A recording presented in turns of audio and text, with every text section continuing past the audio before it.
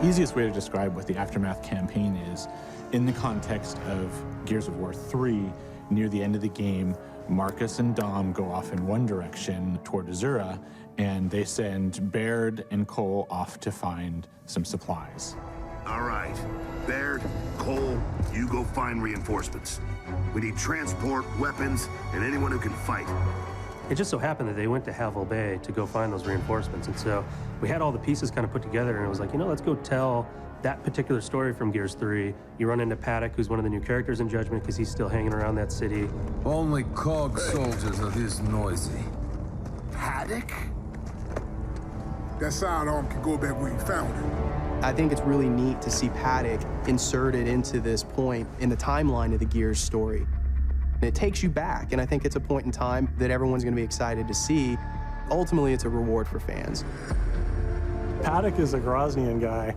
He's kind of the grizzled veteran, former UIR soldier, right? So yeah, he was opposing the COG in the Pendulum Wars, and then when the treaty was signed, right around the time of Emergence Day, he came over to fight for the COG. Again, it's just a continuation of the story, and just peeling back the onion layer just a little bit deeper to see what else happened during that traumatic time.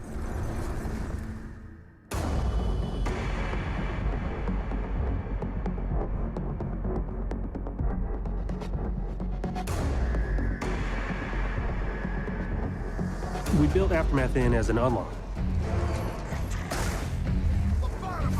And so to unlock it, you earn stars. When you play through the main Judgment campaign, you're scored every section that you play through. We have a series of 3 stars that you can earn. You earn those stars by getting ribbons, you know, headshots and executions and those kinds of things. Also just by playing through the mission. If you take a declassified mission, that will boost your stars.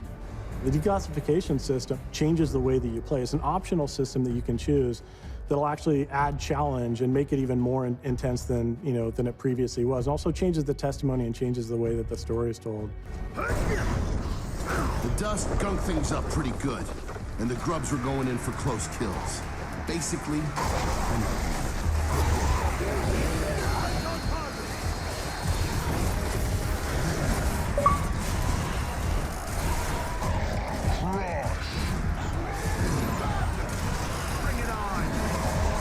The very core, the very foundation of what we're trying to do in Judgment is all built on intensity.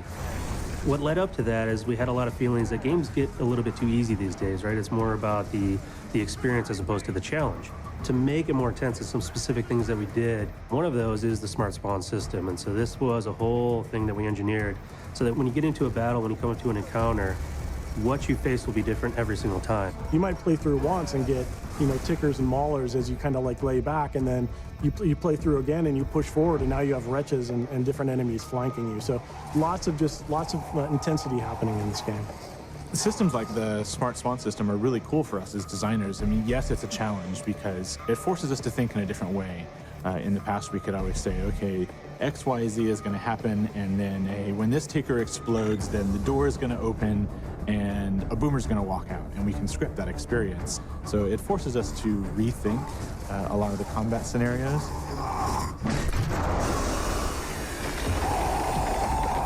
In a way, I really like that because it gave us the ability to put more story and more context into the environments and into the world itself, which really helps bring the universe to life a lot more. And I think that's a much better story than anyone we could ever tell, because it's a story that the player themselves gets to tell and experience.